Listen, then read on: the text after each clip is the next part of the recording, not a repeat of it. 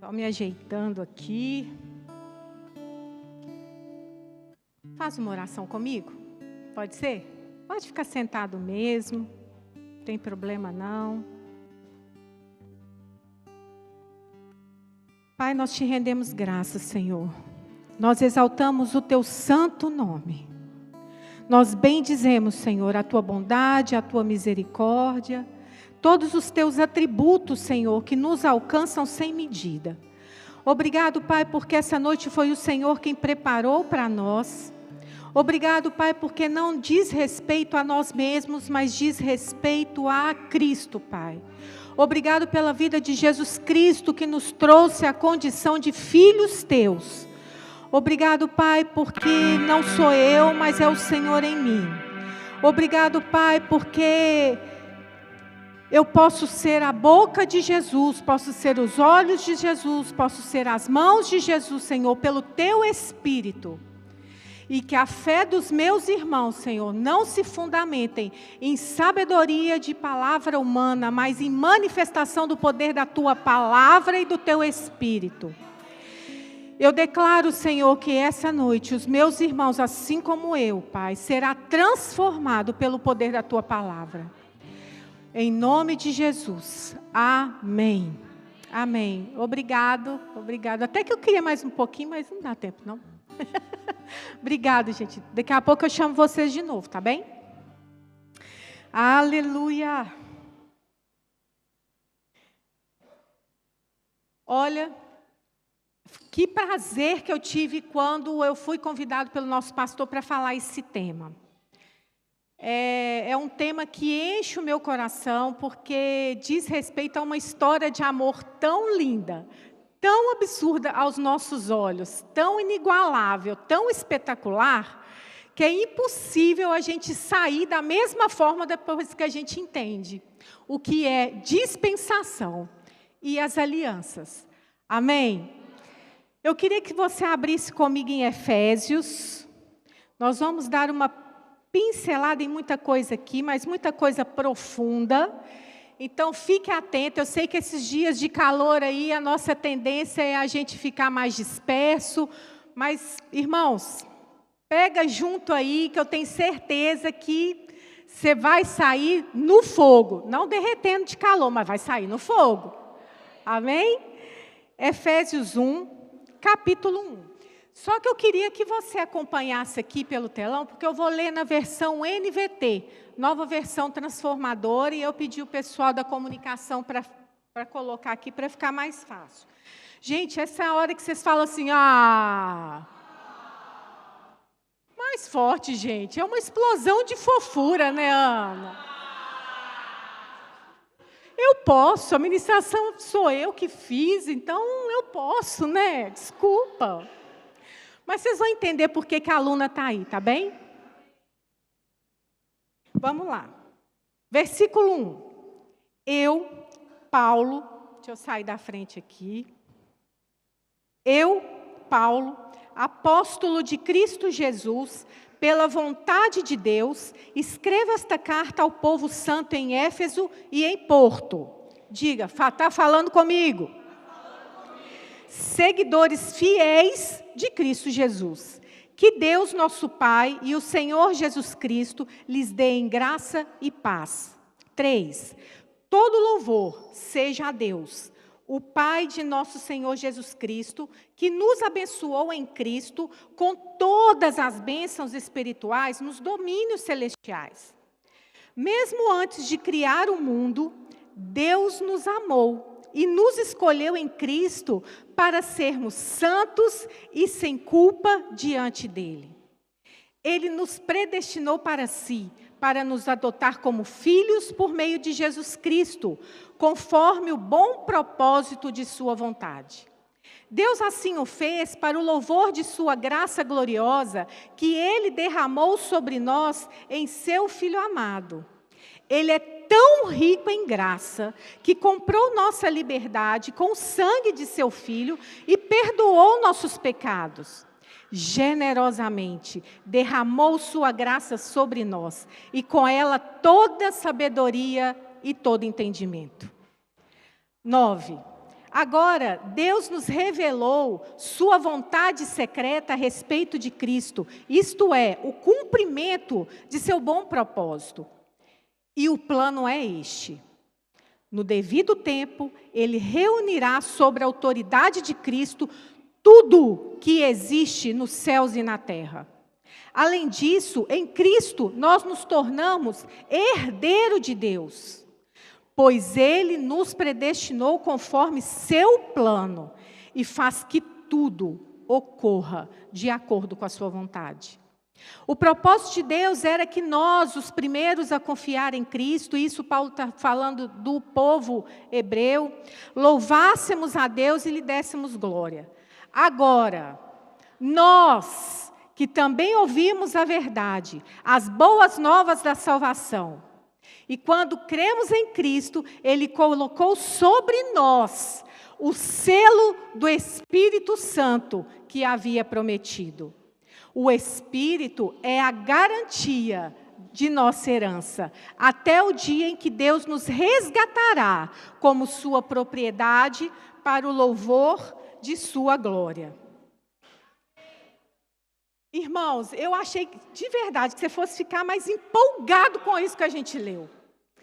Sabe por quê? Porque esse texto, ele diz respeito a um plano divino, a um plano perfeito. Mas não foi um plano que eu fiz, que a DC fez, que a Marvel fez. Foi um plano que Deus fez para nós. Um plano que tem começo, meio e fim. Um plano que diz respeito a um passado, a um presente e a um futuro. Aleluia! Ou alguém achou aqui que Deus fez a humanidade e largou lá para eles se virarem? De verdade, você que é pai e mãe, ou você que não é, de verdade, você teria um filho para largar? Pois é, pois Deus tem um plano para mim e para você. Amém? Só que, para o estudo deste plano, didaticamente, ele foi dividido no que a gente chama de dispensação. Aí, não tira aí da aluna não, peraí, que vou falar dela ainda. Então, para efeito didático, esse estudo ele foi dividido em 7 dispensações. E nessas dispensações, as alianças que Deus foi fazendo com o homem. Amém? Pois bem, por que a aluna está ali? A aluna está aí, só desligar meu cronômetro aqui. A aluna está ali porque é o seguinte, eu quero usar como exemplo, ok? Vamos lá, dispensação. O que é dispensação? Dispensação, na forma literal da sua tradução, ela significa administração de uma casa, gerência de algo de propriedade de outro, ok? E eu tenho uma frase aqui que diz bem o que é. Por dispensação bíblica, se entende aquilo que Deus está concedendo ou dispensando de seus recursos em determinado período. Ok? Vamos lá, então, o exemplo da aluna.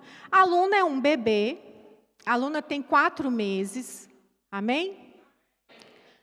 Amém mesmo, vocês sabem, né? Não, né? A aluna é um bebê de 4 meses, filha da minha filha, Ana Clara. E os pais da aluna, Ana Clara e o Valmir, têm um plano para a aluna. Qual que é o plano que tem para a aluna? Que a aluna cresça em sabedoria e graça diante de Deus e dos homens, que ela seja uma mulher de Deus, temente a Deus, que ela possa fazer diferença na geração dela, que ela seja feliz debaixo da manifestação de todas as bênçãos do Senhor para a vida dela. Amém? Os pais da aluna têm um plano para ela. Ok? Os pais da aluna podem dar para a aluna hoje um carro para ela ir para a escola bíblica, um computador para ir para fazer a escola bíblica? Por quê? Por porque ela é um bebê. Amém? O que os pais da aluna podem dispensar ou conceder para a aluna neste período de tempo em que a aluna existe? Alimentação, amor, atenção. Mas à medida que a aluna vai crescendo, os pais dela, sem ela pedir, sem cobrar nada da aluna, vão dispensar, conceder à aluna coisas para ela poder atingir o plano que eles idealizam para a vida dela. Não é assim, irmãos? É dessa forma que a gente consegue ver as dispensações de Deus. Em cada tempo da humanidade, a gente vê Deus tratando a humanidade de acordo com que o tempo da humanidade foi passando. E a gente vai falar rapidinho sobre todas elas aqui, porque eu tenho uma palavra de Deus aqui que a gente vai focar mais nela. Por favor, pode passar. Mas daqui a pouco dá tudo certo aí. Amém. Sabe, quem tem filho aqui sabe que no infantário, no jardim de infância, as tias, o departamento infantil aqui deve fazer a mesma coisa, faz combinados com as crianças. Vocês já ouviram falar dos combinados na escola? O que são os combinados? Os combinados é quando a professora chega e fala assim, olha, você tem direito a isso, aquilo, e você tem essa e essa responsabilidade, mas, em compensação, se você não fizer, você tem essa e essa consequência. Vou dar um exemplo. Olha, hoje vocês vão sair mais cedo para o recreio. Olha que notícia boa. Mas a sua responsabilidade vai ser ficar quietinho, ouvir o que a professora tem para falar. Amém? Mas se você não fizer, você não vai sair mais cedo para o recreio. Amém? Isso é um combinado, irmãos. Isso é um combinado. De forma superficial que eu estou dizendo para vocês, mas dá para vocês entenderem o que Deus fez durante as dispensações. Deus foi fazendo combinados, aliança com a humanidade, de forma a fazer com que eles crescessem nessa verdade. Amém? Conhecessem e crescessem nessa verdade. Amém? Como é que a gente é testado, irmãos? Como que a gente é testado? Quando você está na escola, você estava na escola para você ser testado, para ver se você está apto a ir para a próxima fase. Com uma prova, com uma avaliação, com um teste. Não é assim? Não como forma de te afrontar, mas como uma forma de te avaliar para ver se você está pronto para a próxima fase. Amém? Isso é cuidado, irmãos. Isso é zelo com a nossa vida. Amém? Não é igual no Brasil hoje, que hoje, sabendo ou não sabendo, passa. Com Deus não funciona assim não, irmãos. Ele respeita a nossa limitação. Ele respeita a fase da humanidade em cada época em que ela viveu. Porque Ele nos ama. Desde antes da fundação do mundo. Aleluia. E nesses combinados que Deus fez com o homem, Ele também, desses combinados ou alianças, tem bênçãos, promessas, responsabilidades e consequências dessas responsabilidades. Amém? Então, a gente primeiro, quando Deus cria o homem e a mulher lá no Éden, quando Deus primeiro diz, olha, vamos criar, vamos fazer o homem, Deus prepara aquele jardim maravilhoso do Éden. Eu brinco que Deus faz o enxoval, Deus engravida do homem, prepara o enxoval, aí sim Ele pega o pó da terra, sopra da própria vida naquele homem que Ele formou do pó da terra, dá sua própria vida para ele, amém? E o homem é criado no jardim do Éden, e ele é criado numa total inocência, irmãos. Inocência de quê? Inocência porque ele não tinha experimentado o mal. Ele tinha Deus deu algumas responsabilidades para o homem, que era o quê? Dominar, frutificar, multiplicar aquela terra, cuidar daquilo que Deus tinha feito para ele, dar nome aos animais, mas Deus deu uma orientação: olha, filho, de todas as árvores, você vai comer livremente e não vai engordar. Essa versão é minha, tá? Olha, pode comer tudo. Mas daquela árvore, você não vai comer, porque se você comer, algumas versões falam, certamente morrerás, e outras versões falam, morrendo, morrerás. O que isso ia significar? Olha, Adão, se você comer desse fruto, se você desobedecer, se você comer desse fruto, você vai experimentar algo que você ainda não experimentou. Não coma, porque isso vai te trazer uma consequência séria. Mas aí todos nós sabemos da história que Eva, enganada pela serpente, não gosto que ela foi enganada. Eva deixou ser enganada pela serpente, amém? E deu o fruto para Adão, e então o homem desconecta com Deus. O homem, o que ele sabia que existia, mas não tinha experimentado que era o mal, ele conhece e é experimentado no mal, pela desobediência. E ele é desconectado espiritualmente com Deus. Deus procura Adão e fala, Adão, aonde você está? Gente, sério que Deus não sabia onde Adão estava? Mas ele via que Adão tinha sido desconectado dele. Então o homem passa a viver a dispensação da consciência. A consciência do bem e do mal. A consciência de que ele tem que fazer o bem e não considerar o mal. Amém? E nisso aí, Deus pega Adão e Eva faz folhas de figueira para poder tampar a sua vergonha, porque eles viram que estavam nus. Né? A nudez até então não era vergonha, mas na realidade a vergonha vem de um senso de condenação por terem feito a coisa errada. Então, e Deus sabe que aquela folha de figueira não ia resolver o problema, e mata um animal inocente para poder fazer vestes de pele para Adão e Eva.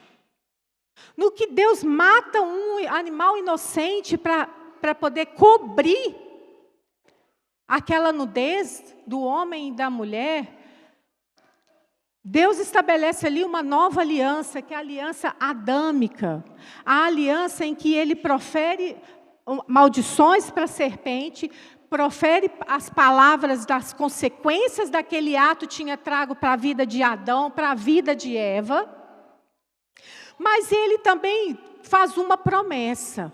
Olha, não vai ser sempre assim não, porque vai vir um descendente, nascido de mulher, que vai esmagar a cabeça da serpente. Amém? Onde tudo vai ser restituído. Isso vai acontecer, é uma promessa. Então, o homem passa a viver a era da consciência, que vai da queda ao dilúvio. Por que da queda ao dilúvio? Porque Adão e Eva tiveram filhos. Eles tiveram Caim, Abel. Caim mata Abel. E eu gosto muito de um texto que tem em Gênesis, quando está dizendo sobre a história de Caim e Abel, que Gênesis 4:7, não precisa abrir, fala assim, Deus falando com Caim, se procederes bem, não é certo que serás aceito?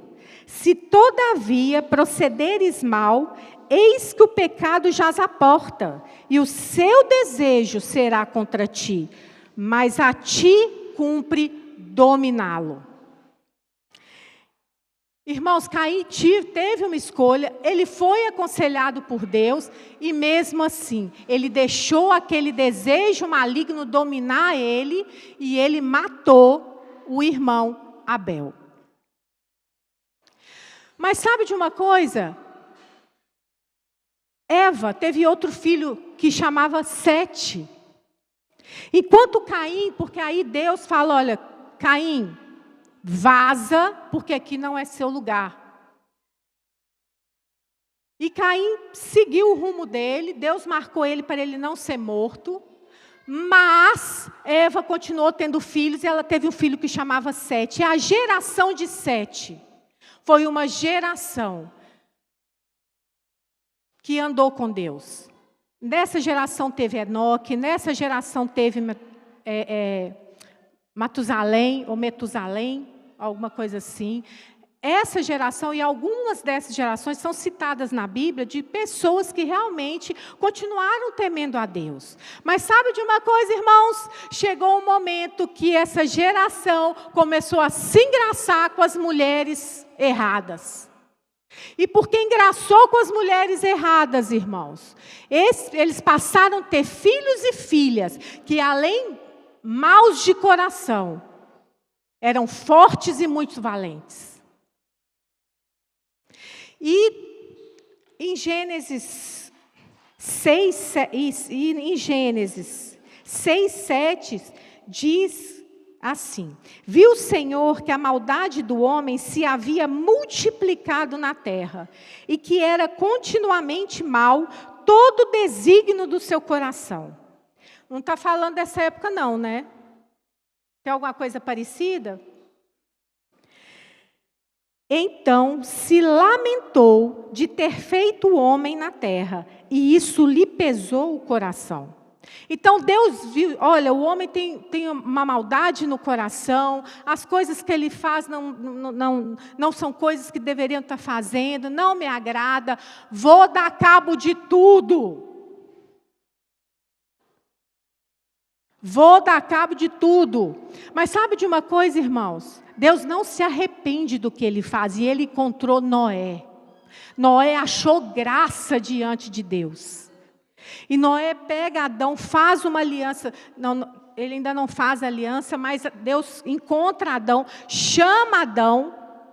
Porque Deus quis, irmãos, não foi porque Adão procurou, não. Deus quis chamar Noé. E Noé respondeu a Deus, construindo a arca. 100% do que Deus tinha instruído, Noé faz conforme Deus falou. E por causa da obediência de Noé, a humanidade foi preservada. Porque aí sim veio o dilúvio. Aí, irmãos, o dilúvio veio, acabou com todo mundo que não estava, porque Noé entrou na arca com a sua família. O ouvir do Noé, o sim de Noé, não salvou só a vida de Noé, salvou toda a família de Noé. Amém? E aí eles ficam aquele tempo lá dentro da arca, e eu não vou, depois a gente vai voltar a falar um pouco dessa época, mas aí o dilúvio acaba, e eles descem, eles vão sair dessa arca. Quando eles saem dessa arca, eles entram numa outra dispensação, porque a terra já tinha sido limpa, a terra já estava pronta para ser governada de novo.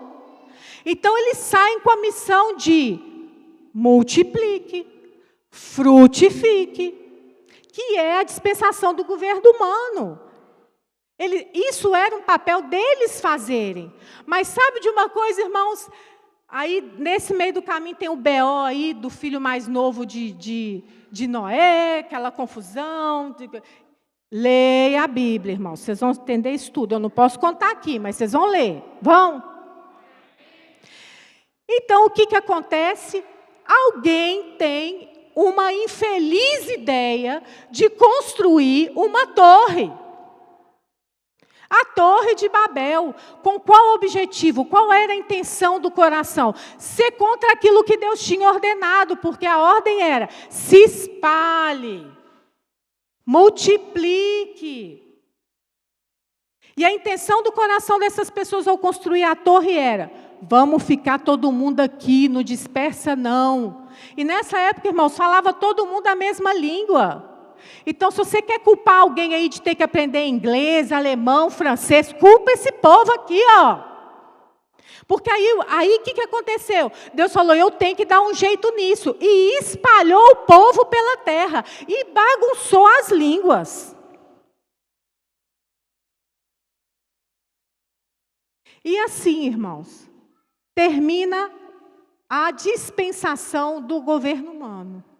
Para começar uma outra. Porque quando Deus dispersa, quando Deus confunde as línguas, Deus vai achar em Ur dos Caldeus uma cidade cosmopolita, chiquérrima, mas ela era idólatra, politeísta. Amém? Mas no meio dessa confusão, ele encontrou um homem que chama Abrão. E mais uma vez, Deus toma a iniciativa de ir até a humanidade. Abraão, sai da tua terra, sai da sua parentela, porque eu vou te mostrar uma terra, e eu vou te dar essa terra. E Deus escolhe a descendência de Abraão para ser abençoados, porque desta descendência, desta nação, nasceria o filho daquela promessa feita lá no Éden. Amém? E Abraão, ele foi abençoado, Deus abençoou. Irmãos, a aliança abrâmica é maravilhosa, eu queria muito ter um tempo só para falar disso, mas o fato é, Deus encontrou em Abraão fé e obediência para dar um passo grande com relação ao plano que ele tinha para nós. Porque de Abraão, pelas promessas feitas a Abraão, viria descendências naturais e espirituais, que seriam todas elas abençoadas por Deus. E aí o povo passa a viver debaixo dessa dispensação, dessa era da promessa feita a Abraão. E debaixo dessa promessa feita a Abraão, o povo, mais uma vez, sai do caminho, pega o atalho e se dá mal. Porque sabe o que vai acontecer? Eles vão ser escravos no Egito. Mas Deus é tão bom, tão bom, tão bom, que levantou José para que essa consequência não fosse tão ruim assim. Mas, enfim, eles ficaram 400 anos debaixo de um jugo de escravidão do faraó no Egito. Até que Deus, mais uma vez, ouve o clamor do seu povo e levanta e prepara Moisés para libertar esse povo dessa escravidão. Amém? E esse povo sai sobre o domínio do Egito, vai para o deserto em busca da terra que era promessa para Abraão. Porque Deus se lembra da promessa feita a Abraão. E debaixo dessa promessa, no meio do deserto, como eles iam ser uma nova nação, eles eram escravos muito tempo, eles precisavam de leis que iriam protegê-los como nação. Leis que fariam crescer como cidadãos, leis morais, leis espirituais que fariam deles uma grande nação. Então Deus, através de Moisés, manda as leis para eles poderem praticar, e essa lei, irmão, serviria como aio, como diz em Gálatas. Essas leis serviriam como uma babá, porque aio significa isso, como uma babá para aquele povo. Amém? Preparando esse povo para receber Cristo. E então vem, debaixo da dispensação da lei, Cristo, a promessa feita desde o começo, se manifesta no meio do povo. Amém? Debaixo dessa lei, e Cristo vem cumprir essa lei. Até que o povo não entende, o povo não considera Jesus como Cristo e o crucificam. Crucificando Jesus, Deus traz a nós uma nova dispensação, uma nova aliança. A dispensação da graça, irmãos. A era da igreja. Sabe por quê? Porque de gentios e de judeus foi feito um. Não ia existir mais.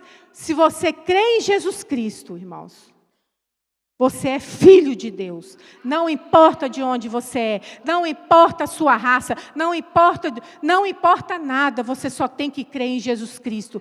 E quem crê em Jesus Cristo tem o direito e o poder de ser considerado filho de Deus. Mas sabe de uma coisa, irmãos, antes de Jesus ir, Jesus disse o seguinte: olha, vocês não vão ficar sozinhos. Sabe de uma coisa? Eu vou para o meu pai, mas eu vou preparar uma morada para vocês. Eu vou para o meu pai, eu vou preparar essa morada, mas sabe de uma coisa, filhos? Vai ter um dentro de vocês que vai ser igualzinho a mim, que vai te lembrar as mesmas coisas que eu falo para vocês. E Jesus disse para ele: olha, mas vocês têm uma missão, vocês vão curar enfermos, vocês vão levar o evangelho, vocês vão libertar cativos, vocês vão batizar as pessoas em nome do Pai, do Filho e do Espírito Santo. Mas deixa, porque esse igual a mim que vai estar dentro de você vai te capacitar a fazer tudo. Essa é a nossa missão hoje, como era da igreja. E isso é muito importante, irmãos, a gente saber o que foi nosso passado e entender onde a gente está, para entender o que é o nosso futuro, porque o que você faz hoje vai determinar o seu futuro. Amém? Se você veio quarta-feira passada, ou se você não veio e perdeu a ministração da Ana falando sobre a cronologia escatológica, eu te recomendo assistir, porque você vai entender muito bem isso aqui, irmãos. Sabe, em Lucas 17, Jesus explicando como é que seria a tribulação, que é esse período aqui, ele disse o seguinte: vai ser como nos dias de Noé. Esses dias vão ser como nos dias de Noé.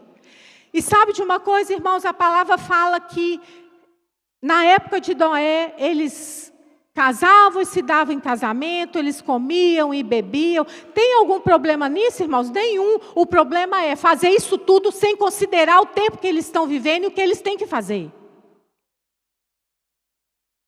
Na época de Noé é assim, e Jesus disse: vai ser assim. Sabe de uma coisa, irmãos? Quando o dilúvio começar, você precisa estar dentro da arca.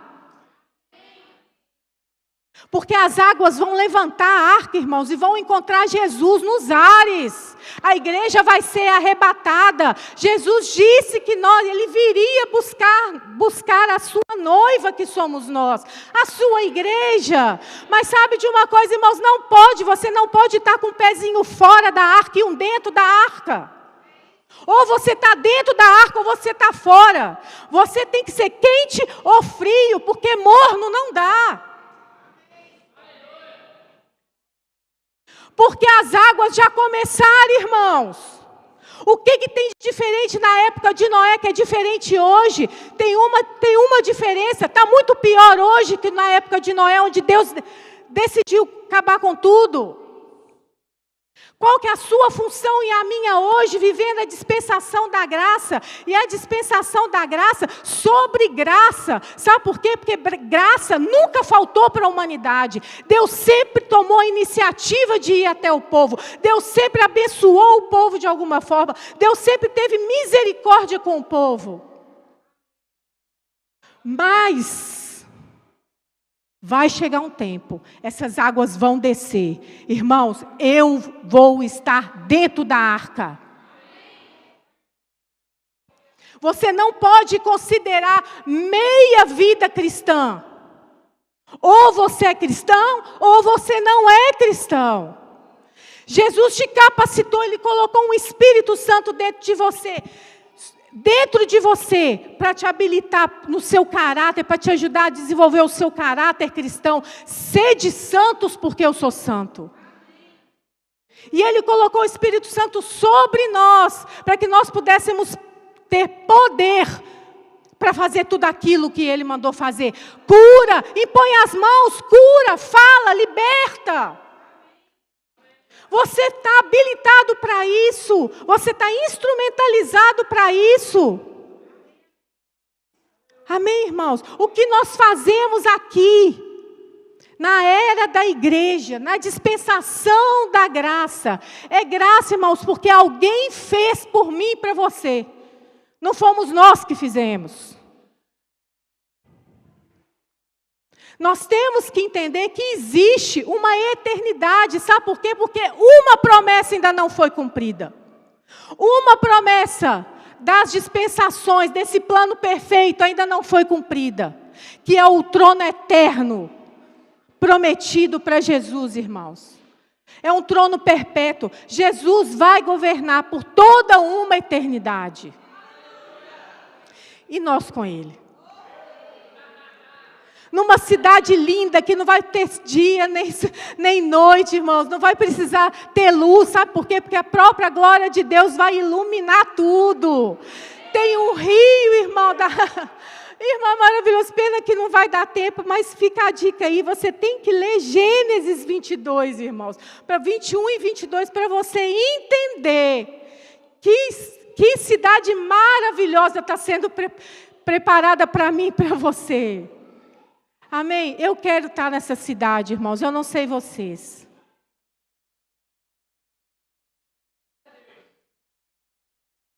E Apocalipse fala: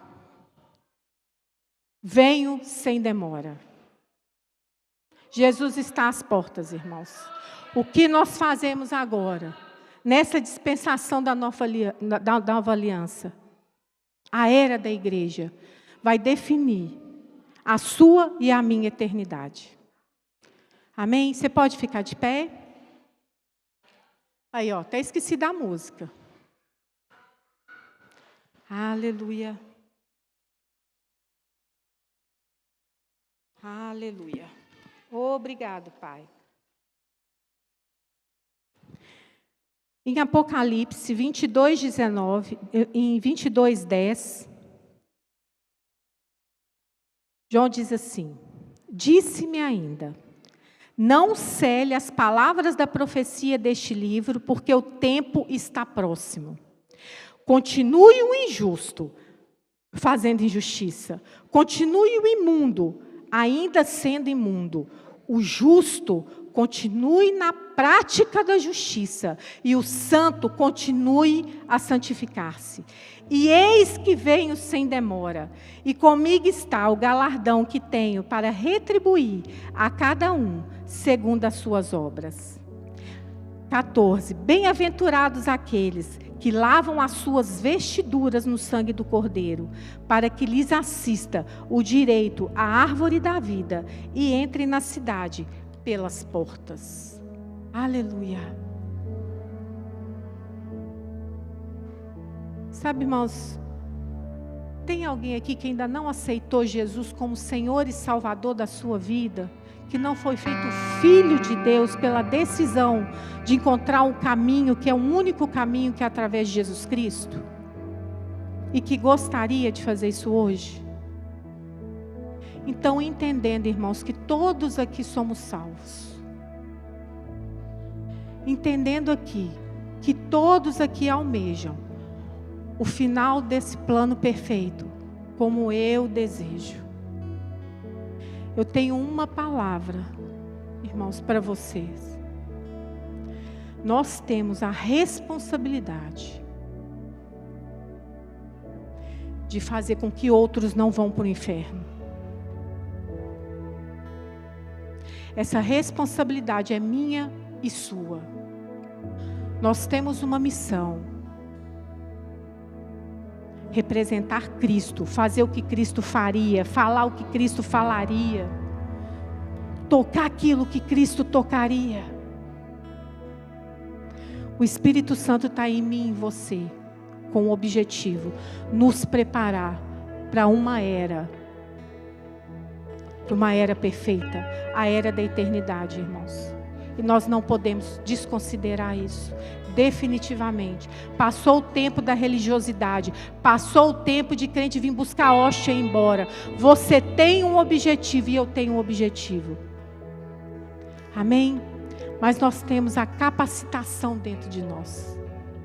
Feche o seu olho, vamos agradecer a Deus. Pai, obrigado, Senhor. Obrigado pelo teu Espírito, Senhor, que é o selo que nos garante, Pai, que estamos juntos com o Senhor por toda a eternidade. Espírito Santo, nos ajude a ter sabedoria, a andar segundo os teus caminhos, a nos santificarmos, Senhor, em todo o tempo, Pai. Não queremos ser mais um, Senhor, onde as águas vai ser destruído, mas queremos ser aqueles que vão estar dentro da arca, Pai, cumprindo 100% das suas orientações e não 99%. Porque nós sabemos, Pai, que 99, Pai, pode nos deixar fora da arca. Mas em nome de Jesus, Pai, eu declaro uma igreja que anda em amor. Uma igreja cuja motivação, Pai, seja Cristo Jesus em nós. Pai, em nome de Jesus, eu declaro uma igreja, Senhor, que cura. Uma igreja que liberta. Uma igreja que evangeliza, Senhor, em ousadia. Em ousadia, sendo os seus olhos, sendo a sua boca, sendo os seus pés. Em nome de Jesus. Amém.